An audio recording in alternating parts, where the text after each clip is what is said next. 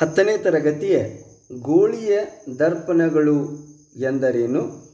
ಗೋಳಿಯ ದರ್ಪಣದ ವಿವಿಧ ಪ್ರಕಾರಗಳು ಯಾವುವು? ನಿತ್ಯ ಜೀವನದಲ್ಲಿ ಗೋಳಿಯ ದರ್ಪಣದ ಮಹತ್ವದ ಕುರಿತು ಒಂದು ನೋಟ. ಪ್ರಸ್ತುತಿ ನಾನು ರಾಜು ಭೂಶಕ್ತಿ. ಗೋಳಿಯ ದರ್ಪಣವನ್ನು ತಿಳಿದುಕೊಳ್ಳುವ ಪೂರ್ವದಲ್ಲಿ ದರ್ಪಣಗಳನ್ನು ನಾವು ನೋಡುವುದಾದರೆ ಸಾಮಾನ್ಯವಾಗಿ ಇವುಗಳಲ್ಲಿ 2 ಪ್ರಕಾರಗಳನ್ನಾಗಿ ವಿಂಗಡಣೆ ಮಾಡ್ತೇವೆ. ಒಂದು ಸಮತಲ ದರ್ಪಣ ಅಂತ ಹೇಳ್ತೇವೆ, ಇನ್ನೊಂದು ಗೋಳಿಯ ದರ್ಪಣ ಎಂದು ಕರೆಯುತ್ತೇವೆ. ಸಮತಲ ದರ್ಪಣ ಎಂದರೇನು ಎಂಬುದನ್ನು ನಾವು ನೋಡುವುದಾದರೆ ಇಲ್ಲಿ ಒಂದು ಚಿತ್ರದಲ್ಲಿ ಕಾಣಬಹುದು. ಇದು ನಮ್ಮ ಮನೆಯಲ್ಲಿ ಬಳಸುವಂಥ ಕನ್ನಡಿಯಾಗಿದೆ. ಕನ್ನಡಿಯು ಒಂದು ಸಮತಲ ದರ್ಪಣಕ್ಕೆ ಅತ್ಯುತ್ತಮ ಉದಾಹರಣೆ ಎಂದು ಹೇಳುತ್ತೇವೆ. ಇದನ್ನು ಸಮತಲ ದರ್ಪಣ ಎಂದು ಕರೆಯಲು ಕಾರಣ ಇಷ್ಟೇ, ಬೆಳಕನ್ನು ಪ್ರತಿಫಲಿಸುವಂಥ ಮೇಲ್ಮೈ ಯಾವಾಗಲೂ ಕೂಡ ಸಮತಲವಾಗಿರುತ್ತದೆ. ಬೆಳಕನ್ನು ಪ್ರತಿಫಲಿಸುವ ಮೇಲ್ಮೈ ಸಮತಲವಾಗಿರುವುದರಿಂದ ಇದನ್ನು ಸಮತಲ ದರ್ಪಣ ಅಂದ್ವಿ. ಒಂದು ವೇಳೆ ಬೆಳಕನ್ನು ಪ್ರತಿಫಲಿಸುವಂಥ ಮೇಲ್ಮೈ ಅದು ಗೋಳಾಕಾರವಾಗಿದ್ದರೆ ಅದನ್ನು ಗೋಳಿಯ ದರ್ಪಣ ಎಂದು ಕರೆಯುತ್ತೇವೆ ಎಂದು ಹೇಳುತ್ತೇವೆ. ಇನ್ನು ಈ ಗೋಳಿಯ ದರ್ಪಣವನ್ನು ಹೇಗೆ ಪಡೆದುಕೊಳ್ಳುತ್ತೇವೆ ಅಂದರೆ, ಒಂದು ಗೋಳಿಯ ದರ್ಪಣವನ್ನು ತೆಗೆದುಕೊಂಡು ಅದನ್ನು ಕತ್ತರಿಸಿದಾಗ ಅದರ ಒಂದು ಭಾಗ ನಮಗೆ ದೊರಕುತ್ತದೆ. ಆ ದೊರೆತಂಥ ಯಾವುದೇ ಒಂದು ಭಾಗಕ್ಕೆ ಸಿಲ್ವರ್ ಅಥವಾ ಅಲ್ಯೂಮಿನಿಯಂ ಪದರಿನಿಂದ ಲೇಪನ ಮಾಡಿದಾಗ ನಮಗೆ ಗೋಳಿಯ ದರ್ಪಣದ ವಿವಿಧ ಪ್ರಕಾರಗಳು ದೊರೆಯುತ್ತವೆ ಎಂದು ಹೇಳುತ್ತೇವೆ. ಇಲ್ಲಿ ಚಿತ್ರದಲ್ಲಿ ಕತ್ತರಿಸಿದಂಥ ಗೋಳಿಯ ದರ್ಪಣದ ಭಾಗವನ್ನು ತಾವಿಲ್ಲಿ ಗಮನಿಸ್ಬೋದು. ಹಾಗಾದರೆ ಇವುಗಳನ್ನು ಹೇಗೆ ಪಡಿತೇವೆ ಎಂಬುದನ್ನು ನಾವು ನೋಡುವುದಾದರೆ ಮುಖ್ಯವಾಗಿ ಗಮನಿಸಬೇಕು. ಗೋಳಿಯ ದರ್ಪಣದ ಹೊರ ಮೇಲ್ಮೈಯನ್ನು ಒಂದು ವೇಳೆ ಇದೊಂದು ಗೋಳಿಯ ದರ್ಪಣ ಅಂದ್ಕೊಂಡು ಈ ಗೋಳಿಯ ದರ್ಪಣದ ಹೊರ ಮೇಲ್ಮೈ ಏನಿದೆಯಲ್ಲ, ಈ ಹೊರ ಮೇಲ್ಮೈಯನ್ನು ಅಲ್ಯೂಮಿನಿಯಂ ಅಥವಾ ಸಿಲ್ವರ್ನಿಂದ ಲೇಪನಗೊಳಿಸಿದಾಗ ನಮಗೆ ದೊರಕುವಂಥ ಒಂದು ದರ್ಪಣವನ್ನು ನಿಮ್ನ ದರ್ಪಣ ಎಂದು ಹೇಳುತ್ತೇವೆ. ಇದರ ವಿರುದ್ಧವಾಗಿ ಒಂದು ವೇಳೆ ಗೋಳಿಯ ದರ್ಪಣದ ಒಳ ಮೇಲ್ಮೈಯನ್ನು ಸಿಲ್ವರ್ ಅಥವಾ ಅಲ್ಯೂಮಿನಿಯಂನಿಂದ ಲೇಪನ ಮಾಡಿದಾಗ ನಮಗೆ ದೊರಕುವಂಥ ದರ್ಪಣವನ್ನು ಪೀನ ದರ್ಪಣ ಎಂದು ಕರೆಯುತ್ತೇವೆ. ಹಾಗಾದರೆ ಈ ಒಂದು ನಿಮ್ನ ದರ್ಪಣ ಮತ್ತು ಪೀನ ದರ್ಪಣವನ್ನು ಅತಿ ಸುಲಭವಾಗಿ ತಿಳಿದುಕೊಳ್ಳುವ ಒಂದು ಪ್ರಯತ್ನವನ್ನು ನಾವು ಮಾಡುವುದಾದರೆ, ನಮ್ಮ ಮನೆಯಲ್ಲಿ ದಿನನಿತ್ಯ ಬಳಸುವಂಥ ಚಮಚಗಳ ಸಹಾಯದಿಂದಲೂ ಕೂಡ ನಾವೇನು ಮಾಡ್ಬೋದು ಅಂದರೆ ಈ ಒಂದು ನಿಮ್ನ ದರ್ಪಣ ಮತ್ತು ಪೀನ ದರ್ಪಣವನ್ನು ಅರ್ಥೈಸ್ಕೊಳ್ಬೋದು. ಅದು ಹೇಗೆ ಎಂದು ನೋಡಿದಾಗ, ಒಂದು ಚಮಚದ ಒಳಭಾಗದ ವಕ್ರ ಮೇಲ್ಮೈಯನ್ನು ಇಲ್ಲಿ ಚಿತ್ರದಲ್ಲಿ ನೋಡ್ಬೋದು. ಇದೊಂದು ಚಮಚೆ ಇದೆ. ಈ ಚಮಚದ ಒಳಭಾಗದ ವಕ್ರ ಮೇಲ್ಮೈ ಏನಿದೆಯಲ್ಲ, ಈ ವಕ್ರ ಮೇಲ್ಮೈಯನ್ನು ನಿಮ್ನ ದರ್ಪಣ ಎಂದು ನಾವು ಭಾವಿಸ್ಬೋದು. ಅಂದರೆ ಬೆಳಕನ್ನು ಪ್ರತಿಫಲಿಸುವಂಥ ಮೇಲ್ಮೈ ಯಾವಾಗಲೂ ಕೂಡ ಅದು ಒಳಮುಖವಾಗಿ ಬಾಗಿದ್ದರೆ, ಬೆಳಕನ್ನು ಪ್ರತಿಫಲಿಸುವಂಥ ಮೇಲ್ಮೈ ಒಳಮುಖವಾಗಿ ಬಾಗಿದ್ದರೆ ಅದನ್ನೇ ನಾವು ನಿಮ್ನ ದರ್ಪಣ ಎಂದು ಹೇಳುತ್ತೇವೆ. ಇನ್ನೊಂದು ಚಿತ್ರದಲ್ಲಿ ಇದರ ವಿರುದ್ಧವಾಗಿ ನಾವು ನೋಡ್ಬೋದು. ಚಮಚದ ಹೊರಭಾಗದ ವಕ್ರ ಮೇಲ್ಮೈಯನ್ನು ಇಲ್ಲಿ ನೋಡ್ಬೋದು. ಇದೊಂದು ಚಮಚೆ ಇದೆ. ಈ ಚಮಚದ ಹೊರಭಾಗದ ವಕ್ರ ಮೇಲ್ಮೈಯನ್ನು ನಾವು ಪೀನ ದರ್ಪಣ ಎಂದು ಭಾವಿಸಬಹುದು. ಅರ್ಥ ಇಷ್ಟೇ, ಬೆಳಕು ಪ್ರತಿಫಲಿಸುವ ಮೇಲ್ಮೈ ಅದು ಹೊರಮುಖವಾಗಿ ಬಾಗಿದ್ದರೆ ಅದನ್ನೇ ನಾವು ಪೀನ ದರ್ಪಣ ಎಂದು ಕರೆಯುತ್ತೇವೆ ಎಂಬುದನ್ನು ಚಮಚದ ಒಂದು ಉದಾಹರಣೆಯ ಮೂಲಕ ನಾವು ಸುಲಭವಾಗಿ ಅರ್ಥೈಸ್ಕೊಳ್ಬೋದು ಎಂಬುದನ್ನು ಗಮನಿಸ್ಬೋದು. ಇನ್ನು ಬಹಳ ಮುಖ್ಯವಾದಂಥ ಒಂದು ಪರಿಕಲ್ಪನೆ ಏನು ಅಂತಂದರೆ, ಈ ಒಂದು ನಿಮ್ನ ದರ್ಪಣದ ವಿವಿಧ ಉಪಯೋಗಗಳೇನು ಎಂಬುದನ್ನು ನಾವು ನೋಡ್ತಾ ಹೋಗೋದಾದರೆ, ಮೊಟ್ಟ ಮೊದಲನೇದಾಗಿ ಈ ಚಿತ್ರದಲ್ಲಿ ತಾವು ಕಾಣ್ಬೋದು. ಏನು ಅಂತಂದರೆ ಇದನ್ನು ನಾವು ಶೇವಿಂಗ್ ಕನ್ನಡಿ ಅಂತ ಹೇಳ್ತೇವೆ. ಈ ಶೇವಿಂಗ್ ಕನ್ನಡಿ ಕೂಡ ಕಾರ್ಯನಿರ್ವಹಿಸುವುದು ಇದು ಕೂಡ ಒಂದು ಪ್ರಕಾರದ ನಿಮ್ನ ದರ್ಪಣ ಎಂದು ಹೇಳುತ್ತೇವೆ. ಈ ಶೇವಿಂಗ್ ಕನ್ನಡಿ ಇಲ್ಲಿ ಏನು ಮಾಡುತ್ತೆ ಅಂತಂದರೆ, ನಮ್ಮ ಮುಖದ ಚಿತ್ರವನ್ನು ಹಿಗ್ಗಿಸಲು ಸಹಾಯ ಮಾಡುತ್ತೆ. ಮುಖದ ಚಿತ್ರ ಹಿಗ್ಗುವುದರಿಂದ ಇಲ್ಲೇನಾಗತ್ತೆ ಅಂದರೆ, ಶೇವಿಂಗ್ ಮಾಡುವ ಸಂದರ್ಭದಲ್ಲಿ ಆ ಬ್ಲೇಡು ನಮ್ಮ ಚರ್ಮಕ್ಕೆ ತಾಗಿ ಗಾಯ ಉಂಟಾಗುವ ಅಪಾಯವನ್ನು ಕಡಿಮೆ ಮಾಡಲಿಕ್ಕೆ ಅಥವಾ ಹೋಗಲಾಡಿಸಲು ನಿಮ್ನ ದರ್ಪಣ ತುಂಬ ಸಹಾಯಕವಾಗಿದೆ. ಹೀಗಾಗಿ ನಿಮ್ನ ದರ್ಪಣವನ್ನು ಶೇವಿಂಗ್ ದರ್ಪಣವಾಗಿ ಕೂಡ ಅಥವಾ ಶೇವಿಂಗ್ ಕನ್ನಡಿಯಾಗಿ ನಾವು ಬಳಸ್ತಾ ಇದ್ದೇವೆ ಅನ್ನುವಂಥ ಒಂದು ಚಿತ್ರವನ್ನು ತಾವಿಲ್ಲಿ ಗಮನಿಸ್ಬೋದು. ಇನ್ನು ಮುಂದಿನ ಒಂದು ಉಪಯೋಗವನ್ನು ನಾವು ನೋಡೋದಾದರೆ ಮೇಕಪ್ ಕನ್ನಡಿಯಾಗಿಯೂ ಕೂಡ ನಾವೇನು ಮಾಡ್ಬೋದು ಅಂದರೆ ನಿಮ್ನ ದರ್ಪಣವನ್ನು ಬಳಸುವಂಥ ಚಿತ್ರ ತಾವಿಲ್ಲಿ ಕಾಣ್ಬೋದು. ಅಷ್ಟೇ ಅಲ್ಲ, ವಾಹನದ ಹೆಡ್ಲೈಟ್ಗಳಲ್ಲಿಯೂ ಕೂಡ ನಾವು ಏನು ಮಾಡ್ತೇವೆ ಅಂದರೆ ಈ ಒಂದು ನಿಮ್ನ ದರ್ಪಣವನ್ನು ಬಳಸ್ತೇವೆ. ಇಲ್ಲಿ ಚಿತ್ರದಲ್ಲಿ ನೋಡ್ಬೋದು, ಇದೊಂದು ಕಾರಿನ ಒಂದು ಹೆಡ್ಲೈಟ್ ಇದೆ.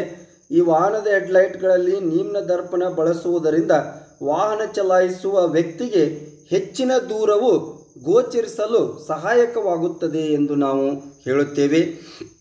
ಇನ್ನು ಮುಂದಿನ ಒಂದು ಉಪಯೋಗವನ್ನು ನಾವು ನೋಡೋದಾದರೆ ಅದು ಮುಖ್ಯವಾಗಿ ಸೂಕ್ಷ್ಮ ದರ್ಶಕದಲ್ಲಿ ಏನು ಮಾಡ್ತೀವಿ ಅಂದರೆ ನಿಮ್ನ ದರ್ಪಣವನ್ನು ಬಳಸ್ತೇವೆ. ಇಲ್ಲಿ ಚಿತ್ರದಲ್ಲಿ ನಾವು ಕಾಣ್ಬೋದು, ಇಲ್ಲಿ ನಿಮ್ನ ದರ್ಪಣ ಸೂಕ್ಷ್ಮ ದರ್ಶಕದಲ್ಲಿ ಬಳಸುವಂಥ ನಿಮ್ನ ದರ್ಪಣವನ್ನು ತಾವು ಗಮನಿಸ್ಬೋದು.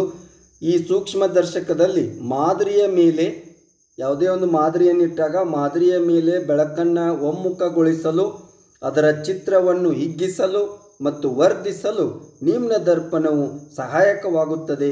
ಹೀಗಾಗಿ ಅತ್ಯಂತ ಚಿಕ್ಕ ಚಿತ್ರವನ್ನು ಕೂಡ ದೊಡ್ಡದಾಗಿ ಸ್ಪಷ್ಟವಾಗಿ ನಮಗೆ ನೋಡುವುದು ಸಾಧ್ಯವಾಗುತ್ತದೆ ಎಂದು ನಾವು ಹೇಳುತ್ತೇವೆ. ಮುಂದಿನ ಒಂದು ಉಪಯೋಗವನ್ನು ನಾವು ನೋಡೋದಾದರೆ ಇದೆಲ್ಲರಿಗೂ ತಿಳಿದಿರುವಂಥದ್ದು, ದೂರದರ್ಶಕ ಸಾಧನಗಳಲ್ಲಿಯೂ ಕೂಡ ನಿಮ್ನ ದರ್ಪಣ ಬಳಸಲ್ಪಡುತ್ತೆ ಅಂತ ಹೇಳ್ತೀವಿ. ಅಂದರೆ ಈ ದೂರದರ್ಶಕ ಏನಿದೆ ಅಲ್ಲ, ಭೂಮಿಯಿಂದ ದೂರದಲ್ಲಿರುವ ಗ್ರಹಗಳ ಮೇಲೆ ಬೆಳಕು ಕೇಂದ್ರೀಕರಿಸುವ ಮೂಲಕ ಚಿತ್ರವನ್ನು ವಿಸ್ತರಿಸಲು ಈ ಒಂದು ನಿಮ್ನ ದರ್ಪಣ ಸಹಾಯಕವಾಗಿದೆ. ಹೀಗಾಗಿ ದೂರದರ್ಶಕಗಳಲ್ಲಿ ನಾವು ಇದನ್ನು ಬಳಸ್ತೇವೆ ಅಂತೇಳಿ ಹೇಳ್ಬೋದು. ಮುಂದಿನ ಒಂದು ಉಪಯೋಗವನ್ನು ನಾವು ಗಮನಿಸೋದಾದರೆ ಇದು ಕೂಡ ಎಲ್ಲರಿಗೂ ತಿಳಿದಿರುವಂಥ ಒಂದು ಸಾಧನ. ಇದನ್ನು ನಾವು ಸೌರ ಕುಕ್ಕರ್ ಅಂತ ಹೇಳ್ತೀವಿ. ಸೌರ ಕುಕ್ಕರ್ನಲ್ಲಿಯೂ ಕೂಡ ಅಥವಾ ಸೋಲಾರ್ ಕುಕ್ಕರ್ ಅಂತ ಏನು ಹೇಳ್ತೇವಲ್ಲ, ಇಲ್ಲಿ ಸೂರ್ಯನ ಬೆಳಕು ಒಮ್ಮುಖವಾಗಿ, ಸೂರ್ಯನ ಬೆಳಕು ಏನಿದೆ ಅಲ್ಲ, ಸೂರ್ಯನಿಂದ ಹೊರಟಂಥ ಬೆಳಕು ಅದು ಒಮ್ಮುಖವಾಗಿ ಕೇಂದ್ರೀಕರಿಸಲು ಏನಾಗತ್ತೆ ಅಂದರೆ ಈ ಒಂದು ನಿಮ್ನ ದರ್ಪಣ ಸಹಾಯವಾಗತ್ತೆ. ಒಮ್ಮುಖಗೊಳಿಸಲು ಅದರಲ್ಲಿರುವ ಅಡಿಗೆ ತಯಾರಿಸುವ ವಸ್ತುಗಳ ಮೇಲೆ ಬೆಳಕು ಬಿದ್ದಾಗ ಆಹಾರ ಬೇಯಿಸುವುದು ಸೋಲಾರ್ ಕುಕ್ಕರ್ನಲ್ಲಿ ಸಾಧ್ಯವಾಗಿಸಲು ನಿಮ್ನ ದರ್ಪಣ ತುಂಬ ಉಪಯುಕ್ತ ಅಂತೇಳಿ ನಾವು ಹೇಳ್ತೇವೆ. ಮುಂದಿನ ಒಂದು ಇಷ್ಟೆಲ್ಲ ಉಪಯೋಗಗಳನ್ನು ನಾವು ತಿಳಿದುಕೊಂಡಿವು. ಅಷ್ಟೇ ಅಲ್ಲ, ಇನ್ನೊಂದು ಭಾಳ ಇಂಪಾರ್ಟೆಂಟ್ ಏನು ಅಂತಂದರೆ ಡೆಂಟಲ್ ಮಿರರ್ ಆಗಿಯೂ ಕೂಡ ನಿಮ್ನ ದರ್ಪಣ ಬಳಸಲ್ಪಡುತ್ತೆ ಅಂತ ಹೇಳ್ತೀವಿ. ಅಂದರೆ ದಂತ ಚಿಕಿತ್ಸೆಯಲ್ಲಿ ರೋಗಿಗಳ ಹಲ್ಲಿನ ರಚನೆಯ ವರ್ಧಿತ ಚಿತ್ರವನ್ನು ನೋಡುವುದರ ಮೂಲಕ ಬಾಯಿ ವಸಡುಗಳಿಗೆ ಯಾವುದೇ ಹಾನಿಯಾಗದಂತೆ ಕೇವಲ ಹಾನಿಗೊಳಗಾದ ಹಲ್ಲಿನ ಭಾಗಕ್ಕೆ ಮಾತ್ರ ಚಿಕಿತ್ಸೆ ನೀಡುವುದು ಸಾಧ್ಯವಾಗುವುದು ಕೂಡ ನಿಮ್ನ ದರ್ಪಣದಿಂದ ಅಂತೇಳಿ ಹೇಳ್ಬೋದು. ಅಷ್ಟೇ ಅಲ್ಲ, ನೇತ್ರದರ್ಶಕದಲ್ಲಿ ಕಣ್ಣುಗಳನ್ನು ಪರೀಕ್ಷಿಸಲು ವೈದ್ಯರಿಗೆ ತುಂಬ ಸಹಾಯಕ. ಹೀಗಾಗಿ ನೇತ್ರದರ್ಶಕ ಅಂತ ಏನು ಕರಿತೇವಲ್ಲ, ನೇತ್ರದರ್ಶಕವು ಕೂಡ ಕಾರ್ಯನಿರ್ವಹಿಸುವುದು ಇದೇ ಒಂದು ನಿಮ್ನ ದರ್ಪಣವನ್ನು ಬಳಸ್ಕೊಂಡು ಅಂತೇಳಿ ಹೇಳ್ಬೋದು ಅನ್ನುವಂಥದ್ದು. ಈ ರೀತಿ ಇವೆಲ್ಲವೂ ಕೂಡ ನಿಮ್ನ ದರ್ಪಣದ ಕೆಲವು ಉಪಯೋಗಗಳು.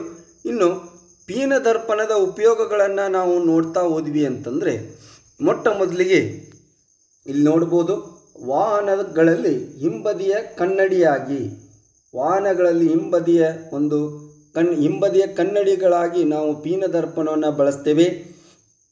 ಅರ್ಥ ಇಷ್ಟೇ, ಬಸ್ಸು, ಕಾರು, ಬೈಕುಗಳಲ್ಲಿ ಹಿಂಬದಿಯ ಕನ್ನಡಿಯಾಗಿ ಪೀನ ದರ್ಪಣವನ್ನು ಬಳಸುವುದರಿಂದ ಹಿಂದೆ ಬರುವ ವಾಹನಗಳನ್ನು ಅತಿ ಸುಲಭವಾಗಿ ಮತ್ತು ಸ್ಪಷ್ಟವಾಗಿ ನೋಡುವುದು ಮತ್ತು ಜಾಗರೂಕತೆಯಿಂದ ವಾಹನ ಚಲಾಯಿಸಲು ಕೂಡ ಈ ಒಂದು ವಾಹನಗಳ ಹಿಂಬದಿಯ ಕನ್ನಡಿಗಳು ಸಹಾಯ ಮಾಡುತ್ತೆ. ಅಥವಾ ಪೀನ ದರ್ಪಣ ಅಂತ ಏನು ಹೇಳ್ತೇವಲ್ಲ, ಇದು ತುಂಬ ಸಹಾಯಕವಾಗಿದೆ ಅಂತೇಳಿ ನಾವು ಹೇಳ್ತೇವೆ.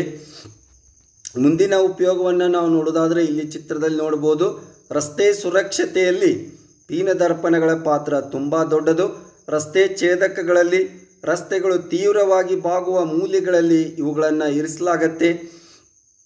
ಇದರಿಂದ ವಾಹನಗಳ ಅಪಘಾತಗಳನ್ನು ತಡೆಯುವುದು ಕೂಡ ಸಾಧ್ಯವಾಗತ್ತೆ ಅಂತೇಳಿ ಹೇಳ್ತೇವೆ.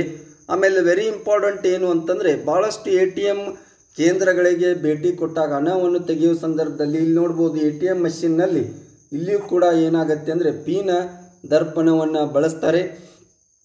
ಇಲ್ಲಿ ಏನು ಮಾಡ್ತಾರೆ ಅಂದರೆ ಈ ಪಿನ ದರ್ಪಣವನ್ನು ಇಲ್ಲಿ ಬಳಸೋದ್ರಿಂದ ದುಡ್ಡು ತೆಗೆಯುವವರ ಹಿಂಬದಿಯಲ್ಲಿರುವವರು ATM ಪಿನ್ ಇರ್ಬೋದು ಅಥವಾ ಇನ್ಯಾವುದೇ ಏನು ಅಂತಂದರೆ ಅತ್ಯಂತ ಸೂಕ್ಷ್ಮ ಮಾಹಿತಿಯನ್ನು, ಮಹತ್ವದ ಮಾಹಿತಿಯನ್ನು ಹಿಂಬದಿಯಲ್ಲಿರುವಂಥ ಸಾಲಿನಲ್ಲಿ ನಿಂತವರು ಯಾರಾದರೂ ಕದಿಯುತ್ತಿದ್ದಾರೆ ಅಥವಾ ನೋಡುತ್ತಿದ್ದಾರೆ ಎಂಬುದನ್ನು ಅರಿತುಕೊಳ್ಳಲು ಈ ಒಂದು ಪಿನ ದರ್ಪಣ ಅನ್ನೋದು ತುಂಬ ಸಹಾಯಕವಾಗುತ್ತೆ ATM ಕೇಂದ್ರಗಳಲ್ಲಿ ಅಂತೇಳಿ ಹೇಳ್ಬೋದು. ಅಷ್ಟೇ ಅಲ್ಲ, ಇಲ್ಲಿ ನೋಡ್ಬೋದು ಪಾರ್ಕಿಂಗ್ ಸ್ಥಳದಲ್ಲಿ ಏನು ಅಂತಂದರೆ ನಮ್ಮ ವಾಹನವನ್ನು ಯಾವ ಜಾಗದಲ್ಲಿ ಉಳಿದ ವಾಹನಗಳಿಗೆ ಅಪಾಯವಾಗದಂತೆ ಸುರಕ್ಷಿತವಾಗಿ ನಾವು ಪಾರ್ಕಿಂಗ್ ಮಾಡಲು ಕೂಡ ಪಿನ ದರ್ಪಣ ಅನ್ನುವಂಥದ್ದು ತುಂಬ ಸಹಾಯವಾಗತ್ತೆ ಅಂತೇಳಿ ನಾವು ಹೇಳ್ತೇವೆ. ಅಷ್ಟೇ ಅಲ್ಲ, ದೊಡ್ಡ ದೊಡ್ಡ ಆಸ್ಪತ್ರೆಗಳಲ್ಲಿ ಕೂಡ ಇಲ್ಲಿ ಏನು ಮಾಡಿರ್ತಾರೆ ಅಂದರೆ ಆಸ್ಪತ್ರೆಯ ಮೂಲೆಗಳಿರ್ಬೋದು ಅಥವಾ ಅಡ್ಡ ಹಾದಿಗಳಿರ್ಬೋದು, ನಡೆದಾಡುವಾಗ ಪರಸ್ಪರ ಯಾವುದೇ ಘರ್ಷಣೆಗಳು ಉಂಟಾಗಬಾರ್ದು ಅನ್ನುವಂಥ ಉದ್ದೇಶದಿಂದ ಆಸ್ಪತ್ರೆಗಳ ಮೂಲೆಗಳಲ್ಲಿಯೂ ಕೂಡ ಏನು ಮಾಡಿರ್ತಾರೆ ಅಂದರೆ ದೊಡ್ಡ ದೊಡ್ಡ ಆಸ್ಪತ್ರೆಯ ಮೂಲೆಗಳಲ್ಲಿ ಈ ಒಂದು ಪಿನ ದರ್ಪಣವನ್ನು ಬಳಸಿರ್ತಾರೆ ಅಂತೇಳಿ ನಾವು ಹೇಳ್ಬೋದು.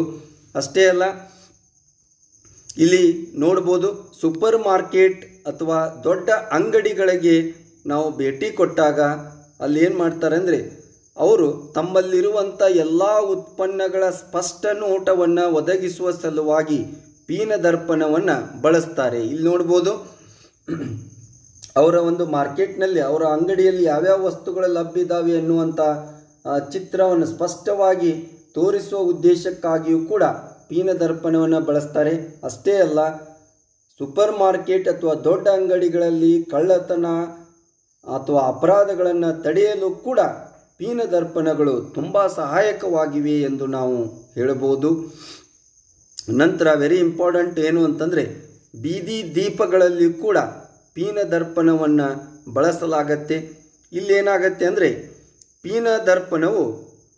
ಪಿನ ದರ್ಪಣದ ಮೇಲೆ ಇಲ್ಲಿ ಚಿತ್ರದಲ್ಲಿ ತಾವು ಗಮನಿಸ್ಬೋದು.